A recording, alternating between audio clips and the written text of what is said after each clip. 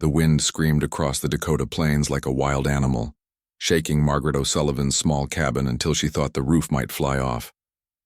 She pulled her woolen shawl tighter around her shoulders and stirred the dying embers in her fireplace. The woodpile outside was getting smaller each day, and winter had barely begun. 6 months had passed since Patrick died.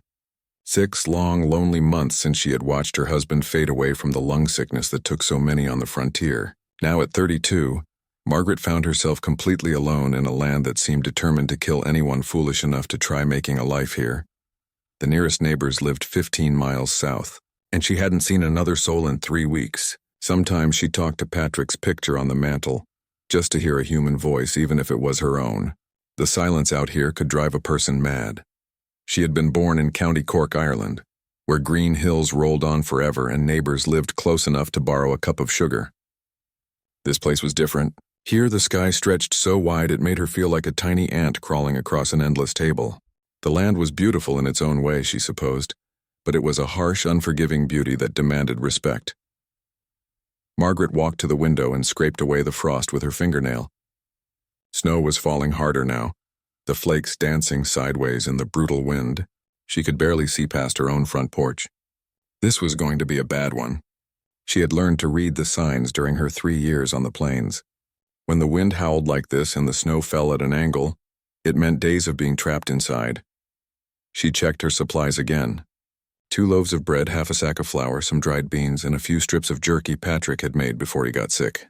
It would have to be enough. She had stretched meals before, back when times were hard in Ireland. A person learned to make do with what they had. The cabin shook again, and Margaret wondered if she would even survive the winter. Patrick had been the strong one, the one who knew how to fix things when they broke. She was learning, but slowly. Last week she had managed to patch a hole in the roof all by herself. Patrick would have been proud. As night fell, the storm grew worse.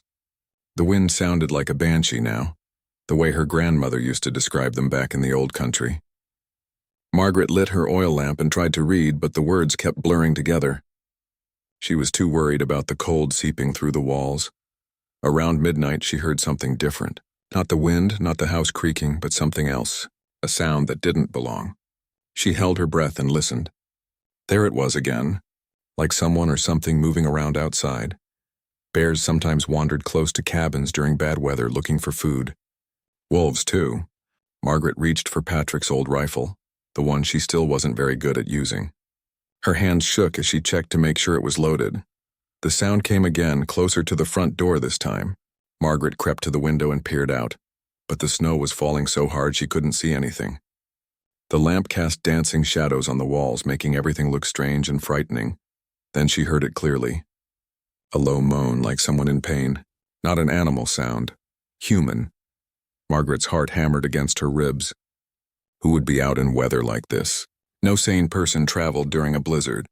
But there it was again, weaker this time. Someone was definitely out there, and they were hurt. She grabbed her heaviest coat and pulled on her boots. The rifle felt awkward in her hands, but she took it anyway. When she opened the door, the wind nearly knocked her backward. Snow stung her face like tiny needles, and the cold hit her lungs like a punch. "Hello?" She called out, but her voice disappeared in the storm. "Is someone there?" She stepped onto the porch, squinting through the snow. At first she saw nothing but white. Then near her woodpile she spotted a dark shape that didn't belong. Margaret forced herself forward, fighting against the wind. As she got closer, the shape became clearer. A person lying crumpled in the snow. A man by the size of him wearing what looked like buckskin clothes and a fur-lined coat. His long black hair was frozen with ice. She knelt beside him, setting down the rifle. He was unconscious, his breathing shallow and quick. His skin looked gray in the lamplight she had brought from inside. But what made her gasp was his leg. Even through his leather leggings, she could see that something was terribly wrong. The leg bent at an odd angle, and there was blood frozen in the snow around it. This man was Native American, she realized. Lakota probably, based on his clothing. Most white settlers would have left him there. The relationship between her people and his was complicated at best, dangerous at worst. She had heard stories of raids, of settlers killed and scalped. Patrick had always warned her to be careful, but looking at him now, all she saw was a human being who would die if she left him in the snow. His face was young, maybe 25, with strong features and skin that spoke of a life spent outdoors. Even unconscious, there was something proud about the way he held himself. Margaret made her decision quickly. She couldn't carry him alone, but she could drag him. She grabbed him under the arms and pulled, her feet slipping in the snow. He was heavier than she expected, all muscle and bone. Step by step, she hauled him toward the cabin. The porch steps were the hardest part. She had to lift and pull and rest, lift and pull and rest. By the time she got him inside, her back ached and her lungs burned from the cold air. She kicked the door shut behind them and leaned against it, breathing hard. Now what? She looked down at the unconscious man on her floor. His leg was definitely broken badly, and it looked like an old injury that had never healed right. The fresh blood suggested he had fallen, maybe torn open an old wound. Margaret had tended to sick people before. Her mother had taught her some healing tricks, and she had nursed Patrick through many illnesses before the lung sickness finally took him. But this was different. This was a stranger, someone whose people might come looking for him, someone who might wake up and see her as an enemy. Still, she couldn't let him die. She pulled off his frozen moccasins and coat, then covered him with every blanket she owned. His breathing was getting steadier, which seemed like a good sign. She built up the fire and heated water in her largest pot. When she looked at his leg more closely, she could see the problem. The bone had been broken long ago and had healed crooked. Now it was injured again, with a deep cut that needed cleaning and stitching. She had thread and needles, and Patrick's whiskey for cleaning wounds. Margaret worked through the night, cleaning the wound and doing her best to bandage it properly. The man groaned sometimes but never woke up. As dawn broke gray and cold outside, she finally sat back and looked at what she had done. He was still alive. His breathing was better and some color had returned to his face. She had done everything she could think of. Now it was up to him to fight, and up to her to decide what would happen next. Margaret O'Sullivan had no idea that she had just saved the life of the man who would become one of the most famous leaders in American history. All she knew was that a fellow human being had needed help, and she had given it. In the days to come, that simple act of kindness would change both their lives forever. For 3 days, the fever burned through the warrior like wildfire. Margaret barely slept, constantly checking his temperature and forcing water between his cracked lips. She had seen fever like this before, back in Ireland during the hungry times. It could kill a strong man in days if left untreated. She used every trick her grandmother had taught her. Cool cloths on his forehead, willow bark tea for the fever, honey and whiskey to fight infection. The man would wake sometimes, his dark eyes wild with fever dreams, speaking rapidly in a language she couldn't understand. During these moments, he would try to sit up, to escape, but he was too weak to do more than struggle against the blankets. "Easy now," she would whisper, the way she used to calm Patrick during his bad nights. "You're safe here. Just rest." On the 4th morning, the fever finally broke. Margaret woke to find him watching her with clear, intelligent eyes.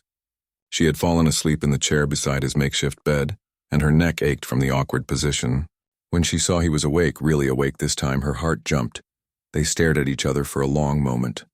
Margaret could see him taking in his surroundings, noting the rifle she kept within reach, the simple furnishings of her cabin, her pale Irish features. His hand moved slowly to his injured leg, and she saw him wince at the pain. "Water?" he asked in heavily accented English, his voice rough as sandpaper. Margaret nodded and reached for the pitcher she kept nearby. She helped him sit up enough to drink, supporting his shoulders with her arm. He was surprisingly light for such a tall man, and she could feel the fever heat still radiating from his skin.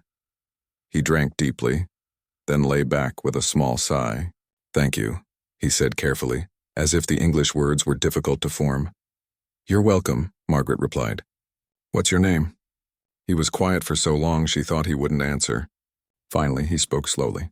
"My people call me Tatanka Iotanka. In your tongue, it means Sitting Bull." Margaret nodded. She had heard that Native Americans often had names that meant something in English. "I'm Margaret O'Sullivan. This is my home. Why you help me?" Sitting Bull asked, his dark eyes searching her face. It was a fair question. Margaret thought about it for a moment. "Because you needed help," she said simply. Anyone would have done the same. Something that might have been a smile flickered across his face. "No, not anyone." Over the next few days, Margaret learned more about her unexpected guest. His English was limited but better than her non-existent Lakota, so they managed to communicate through a mixture of words, gestures, and drawings scratched in the dirt beside the fireplace. She learned that he had been traveling alone when the blizzard caught him. His horse had stepped in a hidden hole, throwing him hard against a rock. The fall had reopened an old injury to his leg. A hunting accident from several years before that had never healed properly. "My people," he said haltingly one evening, as Margaret changed his bandages. "They think I am burden, cannot hunt like before, cannot fight like warrior should." Margaret looked up from her work. "So they cast you out?" Sitting Bull's jaw tightened. "I left. Better to die with honor than live as—" He struggled for the word, then mimed someone being carried. "That's foolish," Margaret said bluntly. "A man's worth isn't measured only by how fast he can run or how well he can fight." Sitting Bull studied her face. "Your people think different?" Margaret snorted. "My people have their own foolish ideas. They think a woman can't manage alone, that she needs a man to make decisions for her. They think the Irish are lazy drunks who can't be trusted. People always think they know what others are worth based on stupid things."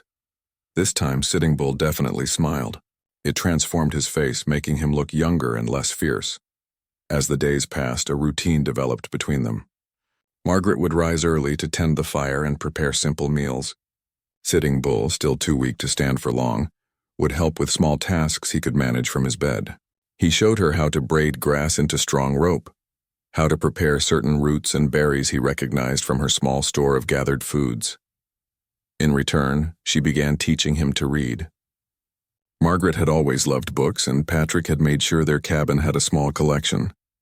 At first, Sitting Bull was skeptical. "Why make talking into marks?" he asked, holding one of her books awkwardly. "Because then the talking can last forever," Margaret explained. "Someone can write down their thoughts and people can read them long after the writer is dead. Like keeping memories in a safe place." This seemed to intrigue him. He proved to be a quick learner, his sharp mind grasping letters and simple words with surprising speed. Within a week, he could read basic sentences. "Your medicine is strong," he told her one afternoon after successfully reading a full paragraph from one of Patrick's farming journals. "It's not medicine," Margaret laughed. "Anyone can learn if they want to." "No," Sitting Bull said seriously. "Is medicine. You heal my leg, now you heal my mind. Make it stronger." Margaret felt a warm glow at his words. It had been so long since anyone had valued her skills, her knowledge. Patrick had loved her, but he had never really understood her hunger for books and learning. They began sharing stories in the evenings. Margaret told him about Ireland, about the great ships that brought her people across the ocean, about the green hills and stone cottages of her childhood. Sitting Bull spoke of the plains before the white settlers came in great numbers, when buffalo herds stretched from horizon to horizon and his people followed the old ways. "My grandfather was great chief," he said one night, his eyes distant with memory. "He tells stories of when spirits walked among men, when animals could speak. He say I have gift for seeing what others cannot see." "What kind of gift?" Margaret asked, genuinely curious. Sitting Bull touched his chest. "Here inside I see things that will come, dreams that are more than dreams. But with bad leg, who will listen to crippled warrior?" "The right people will listen," Margaret said firmly. "Physical strength isn't the only kind of strength that matters." As his body healed, Sitting Bull began helping more around the cabin. His injured leg would never be perfect, but he was learning to work around its limitations. He could split kindling sitting down, prepare meals, even help with repairs that didn't require standing for long periods. More importantly, Margaret began to see the sharp intelligence that his people had overlooked. He understood complex ideas quickly, asked thoughtful questions, and had an intuitive grasp of strategy and planning that impressed her. "You're a born leader," she told him one day after he had suggested a more efficient way to organize her food stores. "Your people were fools to let you go." "Maybe," Sitting Bull said quietly. "But maybe Great Spirit had different path for me. Maybe he sent Blizzard to bring me here to you." Margaret felt her cheeks warm at his words. In the weeks since she had found him in the snow, this proud warrior had become more than just someone she was helping. He had become a friend, someone who understood loneliness and loss, someone who didn't judge her for being different. "Maybe he did," she agreed softly. Outside, winter continued its grip on the plains, but inside the small cabin, Two unlikely friends were discovering that sometimes the best families are the ones you choose for yourself. Margaret had no idea that she was helping to heal not just a man, but a future legend. All she knew was that for the first time since Patrick's death, she didn't feel alone. The bond forming between the Irish widow and the Lakota warrior would prove stronger than cultural differences, stronger than the prejudices of their time, and strong enough to change the course of history itself. Spring came slowly to the Dakota plains, creeping across the land like a shy animal. The snow melted into rushing streams and green shoots began pushing through the dark earth. Margaret felt her spirits lift with the warming weather, and she could see the same change in Sitting Bull. His leg was much stronger now, though he still walked with a slight limp. More importantly, his confidence had returned. The defeated man she had found in the snow was gone, replaced by someone who carried himself with quiet dignity and natural authority. "Today I show you something," he announced one morning in April, his English much improved after months of practice. He led her outside, moving carefully but steadily on his healing leg. The world looked completely different than it had during the blizzard. Rolling hills stretched in every direction, covered with new grass and wildflowers. The sky was so blue it almost hurt to look at, and the air smelled of growing things and possibility. Sitting Bull pointed to a cluster of plants growing near the stream behind Margaret's cabin. "These good to eat," he said, kneeling carefully to examine the leaves. "And these," he moved to another spot, "make strong medicine for belly sickness." Margaret knelt beside him, studying the plants closely. She had walked past them dozens of times without really seeing them. "How do you tell the good ones from the poisonous ones?" "My grandmother teach me," Sitting Bull said with a sad smile. "She say land is like great mother. She give everything we need, but we must learn her language." For the rest of the morning he showed her edible roots, healing herbs, plants that could be woven into baskets or cordage. Margaret felt like a blind person suddenly given sight. All this time, she had thought the plains were empty and barren, but Sitting Bull showed her they were actually rich with resources. In return, she shared her own knowledge. She showed him how to preserve meat by smoking it over specific types of wood, how to make soap from animal fat and lye, how to read weather patterns by watching cloud formations. Patrick had taught her these practical frontier skills, and she was surprised by how much she actually knew. "You are wise, woman," Sitting Bull said one afternoon as they worked together preparing a vegetable garden. "Your husband was lucky man." Margaret felt the familiar pang of grief, but it was softer now, mixed with good memories instead of just pain. "He was a good man. He would have liked you. Even though I am Lakota?" Margaret considered this honestly. Patrick had been a fair man, but he had also been influenced by the common prejudices of their time. "It might have taken him a while," she admitted.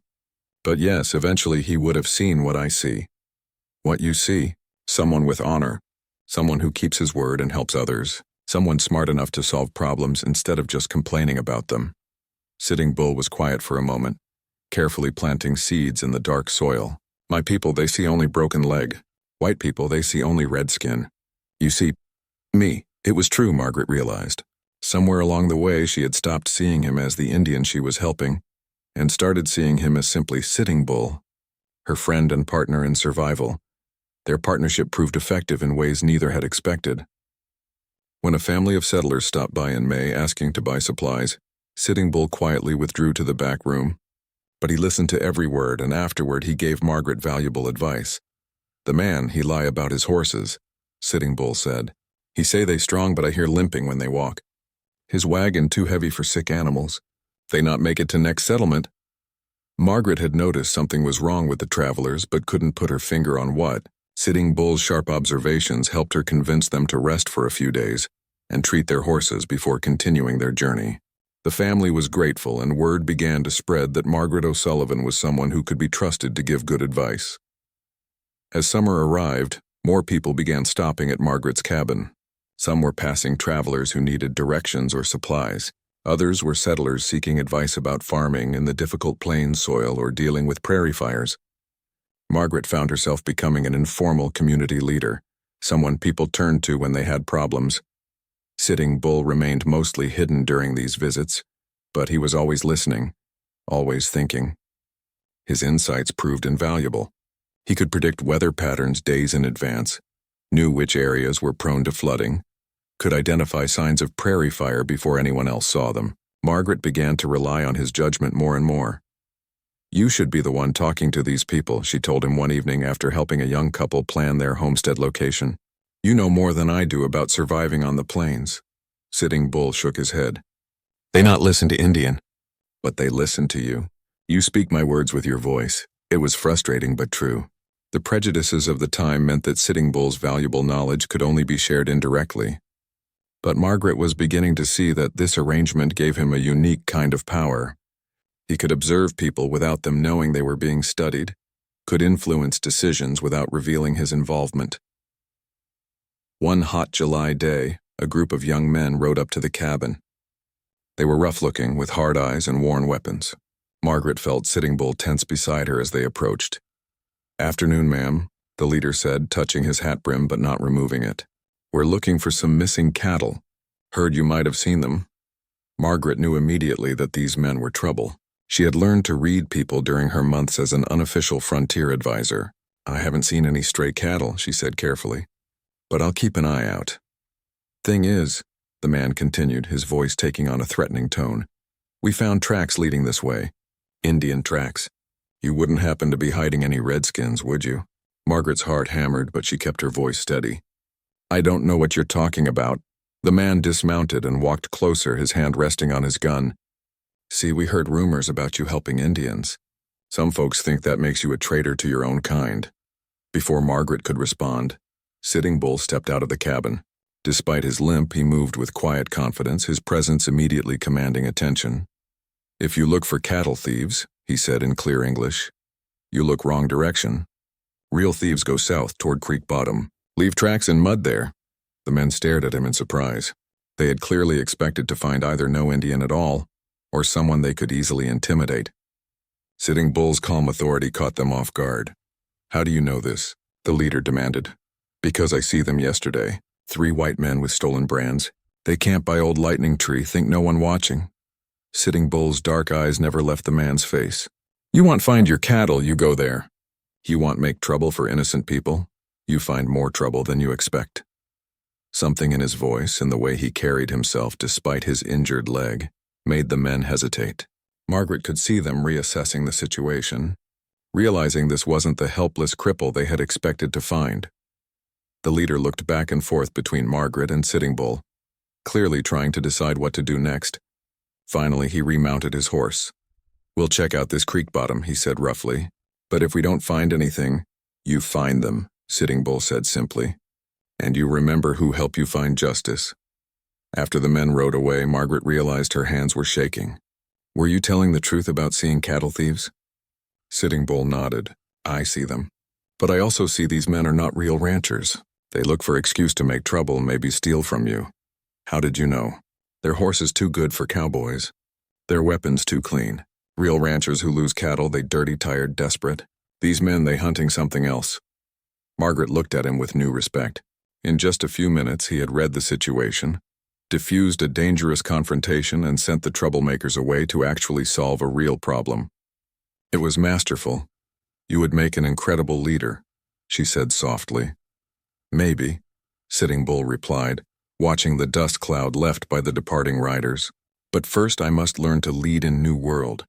World where Lakota and white man must find way to live together." Margaret nodded, understanding that he was thinking far beyond just their little cabin and their unlikely friendship. He was beginning to see a bigger picture, a future where his tactical mind and hard-won wisdom could serve a larger purpose. The partnership between the Irish widow and the Lakota warrior was proving to be more than either had imagined. Together they were learning not just to survive, but to thrive in a changing world. And slowly, Sitting Bull was discovering that his old dream of leadership wasn't dead after all. It was just taking a different form than he had ever expected. The trouble Margaret had been expecting finally arrived on a sweltering August morning. She was hanging laundry on the line behind her cabin when she heard the thunder of horse hooves approaching fast. Too fast for a friendly visit. Sitting Bull appeared at her side instantly, moving with the quiet speed she had learned to respect. His dark eyes were already scanning the horizon, reading signs she couldn't see. "Many riders," he said quietly, Angry men. We have perhaps 2 minutes. Margaret's mouth went dry. The cattle thieves? No, different men, but same anger. His face was calm, but she could see the tension in his shoulders. You should go inside. Let me handle this. Absolutely not. Margaret untied her apron and smoothed her skirts. This is my land and you're my guest. We face this together. A dozen men rode into her yard, their horses lathered with sweat and their faces hard with purpose. Margaret recognized a few of them from the nearby settlements, but the leader was a stranger. A big man with cold blue eyes and a marshal's badge pinned to his vest. Margaret O'Sullivan, he called out, not bothering to dismount. That's me. Margaret stepped forward, forcing her voice to stay steady. What can I do for you, Marshal? Higgins. Federal Marshal Tom Higgins. His eyes moved to Sitting Bull, taking in every detail. And you'd be the Indian we've been hearing about. Sitting Bull said nothing, but Margaret could feel the stillness that came over him. It was like watching a hawk prepare to strike. There's been some serious accusations made, Higgins continued, his voice carrying the authority of law and the weight of prejudice. Seems there's been cattle rustling in this area, and more than one person has mentioned seeing an Indian around these parts. Seeing isn't the same as doing, Margaret said sharply. And I can account for every day this man has spent on my property. Can you now? Higgins finally dismounted, his hand resting casually on his gun butt. That's interesting because we've got 3 different ranchers who say they've lost cattle in the past month. All of them report Indian sign near the theft sites. Margaret felt her heart sink. 3 separate accusations would be hard to dismiss, especially with the anti-Indian sentiment running high among the settlers. What ranchers? She asked, playing for time. Bill Henderson, Frank Morrison, and Jake Tyler. Higgins rattled off the names like an indictment. Between them, they've lost near 40 head of prime cattle. Margaret knew all 3 men by reputation. Henderson was honest enough, but Morrison had a mean streak and Tyler was known to be loose with the truth when it served his purposes. When did these thefts supposedly happen? Margaret asked. Over the past 6 weeks, Higgins said. And before you try to give this redskin an alibi, you should know we've got witnesses who saw him in town during that time.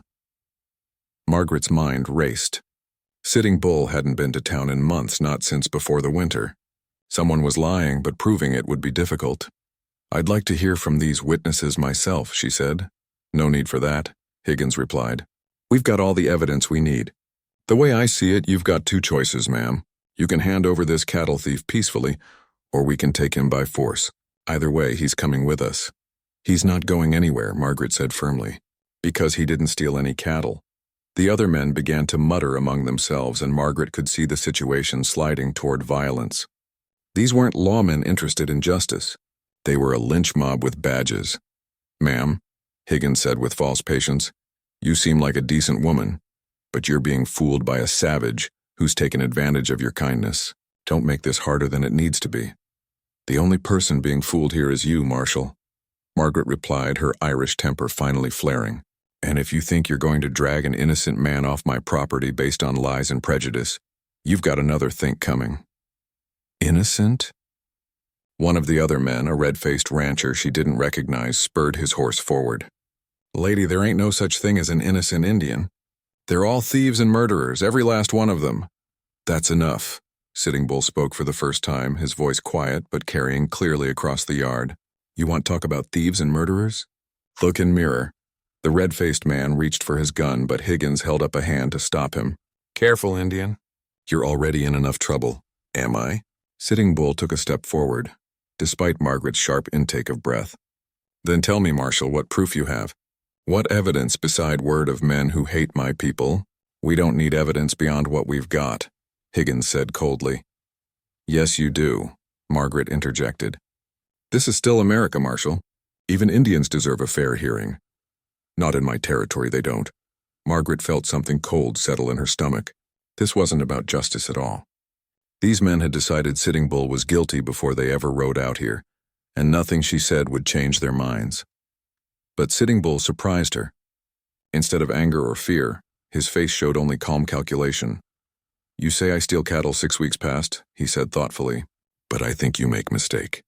6 weeks past I am here, helping Widow Johnson with her sick boy, also helping Tom Miller fix his broken wagon wheel. Also tracking real cattle thieves to Creek Bottom like I tell other men who come here. Margaret blinked in surprise. She remembered all those incidents, but she hadn't connected them to the timeline of the alleged thefts. You remember, Mrs. O'Sullivan? Sitting Bull continued, his eyes never leaving Higgins' face. The day we help Widow Johnson? Her boy have fever, we bring medicine. She give us dinner, tell us stories about her dead husband. We stay until fever break. Margaret's mind cleared as the pieces fell into place. That was 6 weeks ago exactly, she said, looking directly at Marshal Higgins. I remember because it was the same day we got that big thunderstorm. Widow Johnson will confirm it. And Tom Miller, Sitting Bull added. His wagon wheel break on road to town. We helped fix it, he offered to pay us. We worked together all afternoon. Many people see us. Higgins looked less certain now, but still defiant. So you say, but that doesn't prove anything. Actually, it proves everything, Margaret said, her confidence growing. Because while we were helping the Johnson family, someone else was stealing Bill Henderson's cattle. And while we were fixing Tom Miller's wagon, someone else was hitting Frank Morrison's herd. You're both lying, the red-faced rancher snarled. Indians stick together and their white sympathizers ain't no better. Then let's go ask Widow Johnson and Tom Miller, Margaret challenged. Right now. If you're so sure we're lying, you won't mind getting their statements. Higgins looked around at his men, clearly uncertain how to proceed.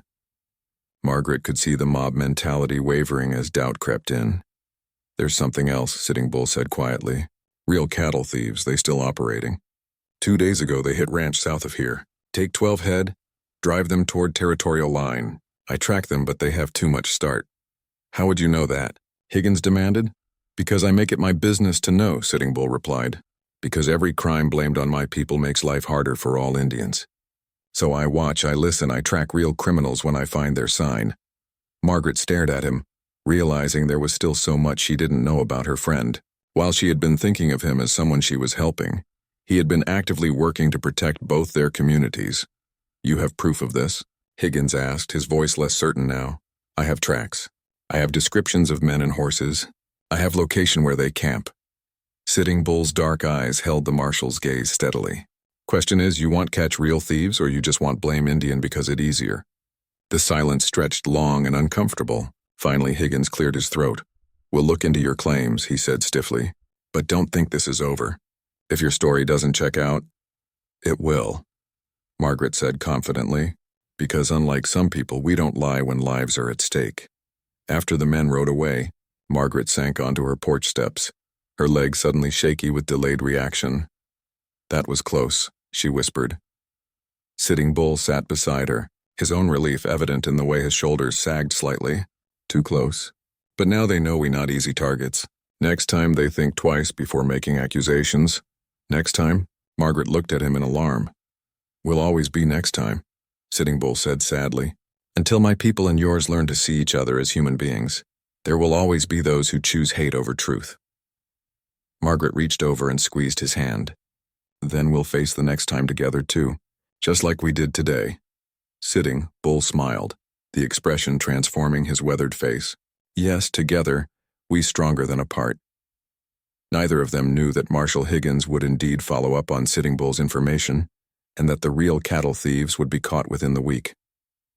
They didn't know that word of the incident would spread, establishing Sitting Bull's reputation as someone who sought justice rather than revenge. All they knew was that they had stood together against injustice and prevailed. It was a victory that would strengthen their bond and prove that sometimes the most unlikely friendships are also the most powerful ones. The summer of 1851 brought the worst drought anyone could remember. The grass turned brown and brittle, streams dried to muddy trickles, and the air shimmered with heat waves that made the horizon dance like spirits. Margaret watched her vegetable garden wither, despite her careful rationing of water from her well. But it was Sitting Bull who first understood what the drought really meant. They will come, he told her one morning as they stood looking at the parched landscape. My people and others. When water becomes scarce, all must gather where it still flows. Here, Margaret looked at their small stream, now reduced to a narrow ribbon of muddy water. Here is good water still, and you have well that runs deep. But also, he paused, choosing his words carefully in English. Word has spread about Irish woman who speaks truth, who helps all people fairly. They trust you now. Margaret wasn't sure how she felt about that. Over the past 2 years, she had indeed become known throughout the territory as someone who gave honest advice and fair dealing. Travelers sought her out. Settlers asked her opinion on disputes. Even some of the local officials had begun consulting her on matters affecting the scattered communities. But she had never expected to deal with large groups of Native Americans. The first band arrived 3 days later, just as Sitting Bull had predicted. Margaret was hanging wash when she saw the dust cloud approaching from the north. Her heart hammered as she counted the riders. At least 20, maybe more. Lakota, Sitting Bull said quietly, appearing at her side. She could hear something complex in his voice, longing, apprehension, pride, all mixed together. Your people? Some of them. Band led by Red Cloud. Good man, but suspicious of whites. He touched her arm gently. Stay close to cabin. Let me speak first. Margaret nodded, but she noticed that Sitting Bull had straightened to his full height, and despite his limp, he carried himself with unmistakable authority. This was not the broken man she had found in the snow. The riders approached cautiously, spread in a line that could quickly become an attack formation if needed. Margaret could see women and children with the warriors, along with travois loaded with possessions. These weren't raiders, they were families looking for water and safety. The leader, a man about Sitting Bull's age with 2 eagle feathers in his hair, held up his hand to stop the group about 50 yards from the cabin. He and Sitting Bull looked at each other across that distance, and Margaret could feel the weight of unspoken history between them. Finally, the leader rode forward alone. When he was close enough to speak without shouting, he began talking in rapid Lakota. Margaret couldn't understand the words, but she could hear the tone, respectful but questioning. Sitting Bull replied in the same language, his voice calm and measured. The conversation went on for several minutes, with other warriors occasionally calling out questions or comments. Margaret caught her own name mentioned several times, along with references that seemed to be about water and camps. Finally, Sitting Bull turned to her. Red Cloud asks permission to camp by stream while drought lasts. I tell him you are a woman of honor who treats all people fairly. He wants to hear this from you. Margaret stepped forward, her mouth dry with nervousness. You're welcome to camp by the stream, she said clearly. The water belongs to no one and everyone, but I ask that you respect my property and my home. Red Cloud studied her face intently while Sitting Bull translated. Then the Lakota leader nodded once and spoke again. He says you speak with straight tongue, Sitting Bull interpreted. He will make sure his people cause no trouble. He also asks if stories are true about Tatanka Yatanka, who was lost in winter, now found again. Margaret realized this was a crucial moment. The way she answered would determine not just whether these people trusted her, but whether they accepted Sitting Bull back into their community. The man you knew as weak is gone, she said, choosing her words carefully. The man who stands before you now has grown strong in wisdom and spirit. Judge him by what he does, not by what he was. As Sitting Bull translated her words, she saw several of the warriors exchange glances. One of them, a young man with intricate braids, called out something that made others nod in agreement. Blue Horse says he remembers your medicine dreams, Sitting Bull told her quietly. Says maybe White Woman's medicine helped bring them to pass. Over the next few days, Margaret watched in fascination as Sitting Bull interacted with his people. At first, there was obvious awkwardness. Some warriors treated him with polite distance, clearly uncertain how to relate to someone they had written off as disabled. But slowly, things began to change. It started when a dispute broke out between Red Cloud's band and another group that arrived seeking water. The second group, led by a chief called Spotted Tail, claimed they had prior right to the camping area by ancestry and custom. Margaret watched from her porch as the 2 leaders faced off, their voices rising in heated argument.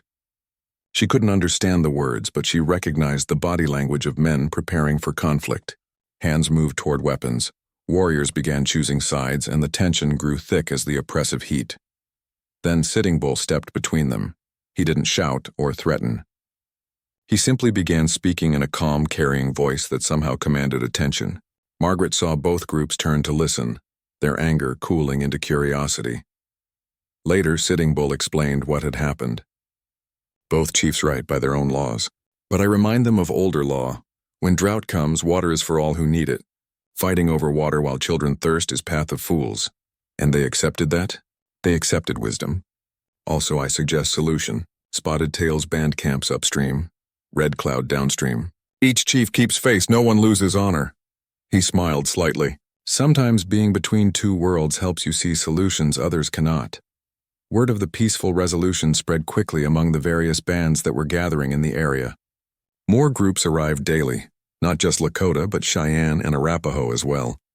Margaret's little homestead became the unlikely center of an informal alliance, with her stream serving as neutral territory where traditional enemies could coexist. What amazed Margaret most was watching Sitting Bull emerge as a natural mediator. His years of living between cultures had given him unique insights that proved invaluable. He could speak to traditional chiefs in the old language and customs, but he also understood the new realities that white settlement was creating. "You should be leading your own band," Margaret told him one evening as they watched the campfires scattered along the stream. "Maybe someday," Sitting Bull replied, "but first I must prove myself in new ways. Cannot lead by strength of arm anymore, must lead by strength of mind and spirit." The real test came when a group of white settlers arrived, demanding that the Indian camps be moved away from their water source. Margaret recognized the leader, Jake Tyler, one of the men who had falsely accused Sitting Bull of cattle theft months earlier. "This is intolerable," Tyler shouted, gesturing at the camps. "We can't have savages gathered this close to decent folks." Margaret stepped forward to respond, but Sitting Bull touched her arm. "Let me," he said quietly. He walked out to meet Tyler and his men, moving with that same calm confidence she had seen him display during the cattle theft accusations. But this time he had an audience of hundreds of Native Americans watching every move. "You seek water for your animals, your families," Sitting Bull said in clear English, "same as we do. Drought is enemy of all people, red and white together." "We don't need lectures from Indians," Tyler snarled. "No, you need water," Sitting Bull replied calmly. "Stream flows strong here still, but weak everywhere else. You turn away help from those who know this land. Your animals die, your children go thirsty. Pride is luxury in drought." One of Tyler's men, looking ashamed, spoke up. "Our stock is in pretty bad shape, Jake. Maybe we should listen." "Listen to a redskin?" "Listen to sense," Sitting Bull corrected. "I know where water still flows underground. Know which plants stay green when others die. Know how to dig wells that do not run dry. You want this knowledge we can share? You want only to hate, you get only empty water barrels."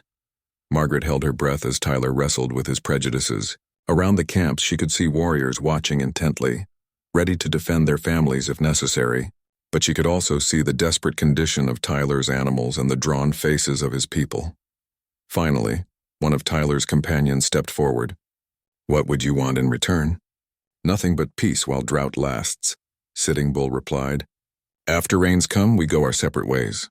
Until then, we share water, share knowledge, maybe learn that enemies can become neighbors when necessity demands." It wasn't a perfect solution. Some of Tyler's men remained hostile, and some of the younger warriors grumbled about accommodating whites, but it worked. The camps coexisted peacefully for the remainder of the drought, and when the rains finally came in late September, the various groups dispersed with a new understanding, but not all of Sitting Bull's people left. Some of young warriors asked to stay, "To learn from you," Red Cloud told Margaret through Sitting Bull's translation the day before his departure. "They see how you helped Tatanka Iatanka become strong again. They want to learn balance between old ways and new world." The vision came to Sitting Bull on a cold October night in 1852, 3 years after Margaret had first found him in the snow. She woke to find him sitting bolt upright on his sleeping mat, his eyes wide and unseeing, his whole body trembling as if touched by lightning. "The buffalo speak to me," he whispered in Lakota, then switched to English so Margaret could understand.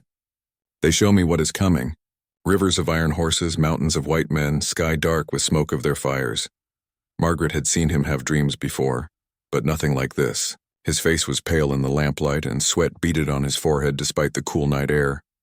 "What else do you see?" she asked gently, settling beside him with a cup of water. "My people scattered like leaves in winter wind, children crying for mothers who are gone, elders speaking to empty air because no young ones left to hear the old stories." His voice broke slightly. "I see the end of everything we have been." Margaret felt a chill that had nothing to do with the weather. She had been watching the changes too. More wagon trains every month, new settlements sprouting like weeds after rain, government officials making promises they seemed to have no intention of keeping. "Is that all you see?" she asked. "Just the end?" Sitting Bull was quiet for a long time, his dark eyes still holding that strange, distant look. Finally, he shook his head. No, I see also the beginning. Different beginning than our fathers knew, but beginning still. He turned to look at her directly. I see myself standing before a great gathering of tribes, speaking words that unite what has been divided, leading my people not to war that cannot be won, but to survival that might be possible. Over the following days, more details of the vision became clear to him. He spoke of treaties that would be broken, of battles that would be fought and lost, of a great struggle that would test every Native American tribe in ways they had never been tested before. But he also spoke of something else, a way of preserving what mattered, most even when the old way of life was ending. In vision, I see children learning in white man's schools, but remembering their grandfathers' stories. I see warriors who trade war ponies for farm horses but keep sacred ceremonies alive. I see future where being Lakota means more than just hunting buffalo. Margaret listened to all of this with growing understanding. She had watched Sitting Bull transform from a broken outcast into someone who bridged two worlds with increasing skill. Now she was seeing him embrace an even larger destiny. You're talking about becoming a chief, she said one evening as they worked together preparing winter supplies. More than chief, Sitting Bull replied thoughtfully. Chiefs lead in war and hunting and ceremony. But what coming requires different kind of leadership, must lead people through change itself. Help them become something new while staying true to what they are. The young warriors who had remained at Margaret's homestead proved to be eager students of this new kind of leadership. Sitting Bull taught them not just traditional skills like tracking and horsemanship, but also reading and writing, negotiation tactics, and the complex art of understanding white culture without being consumed by it. Margaret found herself playing an unexpected role in this education. As someone who had successfully adapted to frontier life while maintaining her Irish identity, she became a living example of how to preserve cultural values in a changing world. Tell them about County Cork, Sitting Bull would say during their evening discussions. Tell them how your people kept their stories alive even when English law forbade their language. Margaret would share tales of hidden schools where Irish children learned forbidden lessons, of songs and stories passed down in secret, of religious faith maintained despite persecution. The young warriors listened intently, recognizing parallels to their own situation. My grandmother spoke no English her whole life, Margaret told them one night. She said if you forget your grandmother's words, you forget who you are. But she also said that learning new words doesn't mean forgetting the old ones. One of the young men, a thoughtful warrior called Running Horse, asked through Sitting Bull's translation, how do we know which new things to accept and which to reject? It was a crucial question, and Margaret could see that Sitting Bull had been wrestling with it for months. We judge by results, he answered finally. Does this new thing make our people stronger or weaker? Does it help us protect what is sacred, or does it destroy what cannot be replaced? Some white man's ways are tools we can use. Others are traps that will destroy us. As winter deepened, word began to spread throughout the territory about the unusual school operating at Margaret's homestead. Some white settlers disapproved, viewing it as dangerous to educate Indians. Some traditional Native Americans also objected, seeing it as betrayal of the old ways. But others recognized something important happening. Government agents began visiting, curious about this peaceful method of cultural transition. Tribal elders came to observe and judge for themselves. Even some missionary groups showed interest, though Margaret made it clear that forced conversion was not welcome. We teach understanding, not surrender, she would tell these visitors. There's a difference between learning how to live in a changing world and abandoning everything you believe in. The real test of their approach came when Running Horse's father, a traditional war chief called Iron Hawk, arrived with a band of warriors to reclaim his son. Margaret watched nervously as the two groups faced each other across her yard. Iron Hawk was an imposing figure, decorated with the symbols of a respected war leader, his face stern with disapproval. The confrontation began in Rapid Lakota. With Iron Hawk clearly angry about what he saw as corruption of his son, Running Horse responded with equal passion, but without disrespect. Margaret couldn't understand the words, but she could read the body language. This was a fundamental disagreement about the future of their people. Finally, Sitting Bull stepped into the conversation. Unlike the others, he spoke quietly, with the calm authority Margaret had learned to recognize. As he talked, she saw Ironhawk's expression gradually change from anger to thoughtfulness. "What is he saying?" she asked Running Horse quietly. "He tells my father that keeping our people alive is more important than keeping them exactly the same," Running Horse translated. "He says the buffalo may disappear, but the Lakota spirit must not disappear. To save the spirit, sometimes we must change the form."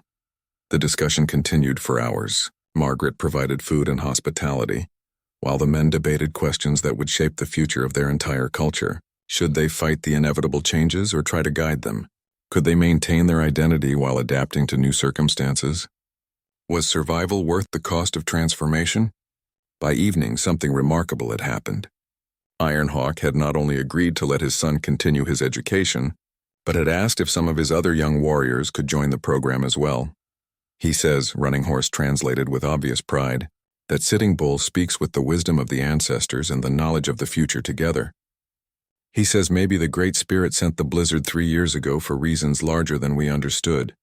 That night, Margaret sat with Sitting Bull on her porch, watching the stars wheel overhead in the clear winter sky. "Your vision is coming true," she said quietly. "You're becoming the leader you saw yourself becoming." "Beginning to become," Sitting Bull corrected. "Vision shows long path ahead, many hard choices. Some of my own people will call me traitor for teaching young ones white man's ways. Some white people will call me dangerous for keeping old traditions alive. Will you be able to handle that?" Sitting Bull was quiet for a long moment, considering. "With help," he said finally. "Cannot walk this path alone. Need wise advisors. Trusted friends who understand both worlds." Margaret understood what he was really saying. Their partnership, which had begun with her simple act of mercy during a blizzard, was evolving into something much larger. She had become his bridge to the white world, his interpreter not just of language but of culture and motivation. "I'll be here as long as you need me," she promised. "We'll need you for a long time," Sitting Bull replied. "Vision shows many storms ahead, worse than any blizzard. When those storms come, we'll need all the wisdom, all the friendship, all the courage we can gather." Looking back, Margaret would remember this as the moment when she truly understood the magnitude of what they were attempting. They weren't just helping one man overcome a disability, or even educating a few young warriors. They were trying to guide an entire people through the most difficult transition in their history. It was a responsibility that might have crushed a lesser person. But Sitting Bull was no longer the broken man she had found in the snow. He was becoming someone capable of bearing the weight of his people's future, someone strong enough to make the hard choices that lay ahead. And Margaret was proud to be part of that transformation, proud to stand beside him as he grew into his destiny as one of the most important leaders in American history. By the spring of 1853, Margaret's homestead had become something unprecedented in the Dakota Territory, a place where two cultures met not in conflict, but in careful, respectful exchange. The small cabin that had once housed only a lonely widow now served as an informal embassy between the Native American tribes and the growing white settlements. Sitting Bull's reputation had spread far beyond the local area. Tribal delegations came from hundreds of miles away to meet the Lakota leader, who had learned to navigate both worlds with equal skill. Government officials sought him out as someone who could explain Native American perspectives without the usual hostility. Even foreign visitors, including a delegation of French fur traders and a curious English journalist, made the journey to Margaret's remote homestead. "This is bigger than anything I imagined when I pulled you out of that snowdrift," Margaret told him one morning as they prepared for another day of meetings and negotiations. Sitting Bull smiled, but she could see the weight of responsibility in his dark eyes. "Sometimes I wonder if Great Spirit knew what he was doing when he sent that blizzard. Or maybe he just wanted to see what would happen when Irish stubbornness met Lakota pride." The transformation in him was remarkable. The physical changes were obvious. His leg was stronger, his bearing more confident, his presence commanding even among accomplished leaders. But the deeper changes were even more significant. He had developed an almost uncanny ability to find common ground between people who seemed to have nothing in common. Margaret watched him demonstrate this skill during a particularly tense negotiation between a group of Cheyenne chiefs and territorial officials over hunting rights. The white officials wanted to restrict Native American hunting to designated areas. The Cheyenne insisted that their ancestors' spirits demanded they follow the ancient hunting trails. For hours, the two sides argued past each other, each group speaking from completely different worldviews. Finally, Sitting Bull asked both sides a simple question. "What do your children need most?" he asked. "Food to grow strong or perfect adherence to tradition? Safety from conflict or unlimited freedom to roam?" It was a question that forced both groups to think beyond their initial positions. The Cheyenne chiefs had to acknowledge that their children's safety mattered more than abstract principles. The territorial officials had to admit that starving Native Americans would create more problems than allowing controlled hunting. Within 2 hours, they had worked out a compromise that satisfied both sides' essential needs while requiring concessions from both. "How do you do that?" Margaret asked him afterward. "How do you always find the middle ground?" "Is not about finding middle," Sitting Bull explained. "Is about finding what is true for everyone. When you strip away pride and fear and old grudges, usually find that all people want same basic things: safety for their families, food for their children, respect for their beliefs. Once you see that, solutions become possible." This wisdom made him increasingly valuable as tensions rose throughout the territory. More wagon trains arrived every month, bringing settlers who knew nothing about the land or its original inhabitants. The government was making treaties it seemed unable or unwilling to enforce. Young warriors from various tribes were growing restless, talking of war as the only solution to white encroachment. Sitting Bull found himself walking an increasingly narrow path between competing pressures. Traditional chiefs criticized him for cooperating with white officials. Government agents suspected him of secretly planning resistance. His own people were divided between those who saw him as a visionary leader and those who viewed him as a dangerous compromiser. But Margaret could see that he was building something unprecedented, a coalition of moderate voices from both cultures who believed in the possibility of coexistence. The coalition's first major test came during the summer of 1853, when a series of misunderstandings nearly led to open war. A group of young Lakota warriors, frustrated by broken promises and hungry families, had raided several isolated homesteads. The territorial governor responded by threatening military action against all Native American tribes in the region. Margaret watched from her porch as riders arrived at all hours, bringing news of escalating tensions. War parties were forming among the tribes. The territorial militia was mobilizing. Innocent people on both sides were preparing to die for the mistakes of a few hotheads. "This is what your vision showed you, isn't it?" she asked Sitting Bull one evening as they stood looking at the sunset. "Part of it," he admitted. "Saw this coming. Saw how quickly fear can destroy years of careful work. But also saw opportunity. Sometimes crisis forces people to listen to voices they ignore during easy times." The next morning, Sitting Bull announced that he was calling for a great council, not just of Native American tribes, but of all the reasonable leaders from both cultures. It was an unprecedented proposal, and many people dismissed it as impossible. But Margaret had learned not to underestimate Sitting Bull's ability to make the impossible happen. Over the next 2 weeks, messengers rode out in all directions, carrying invitations to tribal chiefs, territorial officials, military commanders, and civilian leaders. The message was the same to everyone: come to discuss peace before we all have to live with the consequences of war. Margaret threw herself into the preparations, using all her skills as a frontier hostess to plan for what might be the largest diplomatic gathering the territory had ever seen. Her small cabin obviously couldn't accommodate such a meeting, so they prepared a large outdoor council area by the stream. Not everyone came. Some traditional war chiefs refused to participate. Several territorial officials dismissed the gathering as a waste of time, but enough people showed up to matter. Representatives from 6 different tribes, the territorial governor himself, 3 military officers, and several influential civilian leaders. Margaret watched with pride and nervousness as Sitting Bull opened the council. He spoke first in Lakota, then in English, welcoming everyone and explaining the purpose of the gathering. "We are here because we share same earth. Breathe same air, want same thing for our children. Future without endless war," he said, his voice carrying clearly across the assembled crowd. "Some say white man and Indian cannot live in peace. Some say differences too great, wounds too deep. I say they speak from fear, not wisdom." For 3 days the council continued. There were heated arguments, walkouts, moments when Margaret thought the whole thing would collapse into recriminations and threats. But Sitting Bull managed to keep pulling the discussion back to common ground. back to practical solutions, back to the shared human needs that transcended cultural differences. The breakthrough came when Running Horse, now one of Sitting Bull's most trusted lieutenants, stood up and spoke about his own education in both cultures.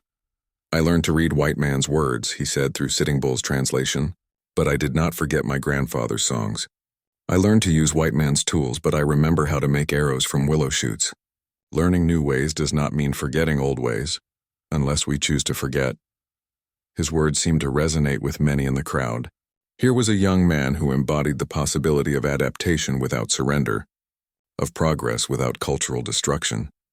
By the end of the third day, they had hammered out what became known as the Prairie Accords, a series of agreements that established protocols for resolving disputes, guidelines for white settlement that respected Native American hunting grounds, and procedures for preventing the kinds of misunderstandings that had nearly led to war.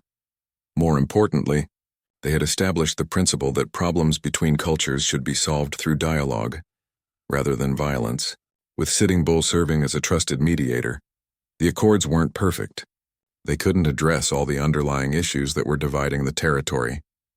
Some people on both sides rejected them entirely, but they worked well enough to prevent the war that had seemed inevitable just weeks earlier. As the various delegations departed, Margaret found herself looking at Sitting Bull with new eyes. The man she had once nursed back to health had become someone who could literally prevent wars through the force of his wisdom and moral authority. "Your people are lucky to have you," she told him as they watched the last group of chiefs ride away. "Are not just my people anymore," Sitting Bull replied thoughtfully. "Everyone who lives on this land, everyone who wants peace instead of war, everyone who believes in possibility of understanding, these are all my people now." Margaret realized he was right. Sitting Bull had grown beyond being just a Lakota leader.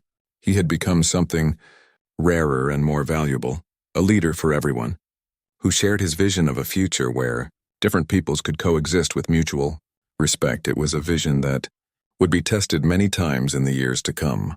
But for now, watching the sunset paint the prairie sky in shades of gold and purple, Margaret allowed herself to believe that sometimes wisdom really could triumph over hatred, that sometimes the courage to reach across cultural divides really could change the course of history. The lonely widow and the crippled warrior had come farther than either had ever imagined possible, and their journey together was far from over. The spring of 1854 brought news that would test everything Sitting Bull and Margaret had worked to build. A new territorial governor had been appointed, a man with no understanding of the delicate agreements that had kept peace in the region. Worse gold had been discovered in the Black Hills, sacred land to the Lakota people. Thousands of prospectors were already heading west, and nothing was going to stop them. Margaret found Sitting Bull standing by their stream one morning, staring into the distance with the same look she had seen during his visions. "How bad is it going to be?" she asked quietly. "Worse than we prepared for," he admitted. Prairie Accords meant something when people chose to honor them. But when gold fever takes hold of men, agreements become just words on paper. Over the following weeks, the careful balance they had maintained began to crumble. Young warriors, frustrated by the new encroachments, began talking openly of war. White settlers, emboldened by the new governor's anti-Indian rhetoric, started pushing into territories that had been off-limits. The coalition of moderate voices that Sitting Bull had so carefully assembled found itself squeezed between extremists on both sides. But if Margaret expected Sitting Bull to despair, she was disappointed. Instead, she watched him adapt once again, drawing on all the lessons their unlikely partnership had taught him. "Cannot stop what is coming," he told the council of young warriors who had gathered at the homestead, "but can control how we meet it. Can choose to be victims of change or can choose to guide change in direction that serves our people." His strategy was characteristically unexpected. Instead of preparing for war or retreating deeper into traditional territory, he began organizing what he called the Great Preservation. Working with Margaret and the network of contacts they had built over the years, he started documenting everything about Lakota culture that risked being lost in the coming upheaval. Margaret found herself serving as chief scribe for this enormous project. Night after night, she sat with tribal elders, carefully writing down oral histories that had never been recorded. She learned traditional songs, copied down the meanings of sacred symbols, documented the old ways of making everything from war paint to winter shelter. "Why is this so important right now?" asked Running Horse, who had become like a son to both of them. "Shouldn't we be preparing for what the white man's government will do next?" "This is preparation," Sitting Bull explained patiently. "When storm comes, Wise Man does not only prepare weapons, he also makes sure most precious possessions are safe. Our stories, our ceremonies, our understanding of who we are. These are most precious possessions our people have." Margaret understood what he was really doing. He was ensuring that no matter what happened to the Lakota people physically, their cultural identity would survive. Future generations would be able to learn who their ancestors were, what they believed, how they lived. But the documentation project was only part of his larger plan.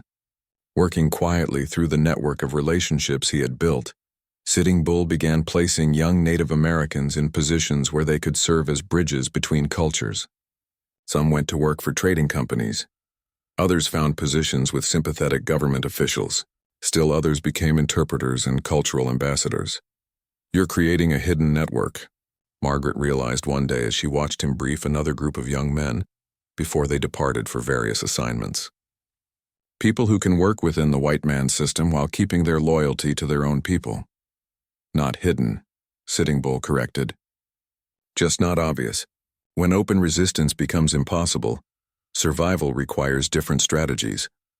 The wisdom of this approach became clear when the inevitable crisis arrived. In late summer, a group of prospectors killed several Lakota hunters they found in the Black Hills.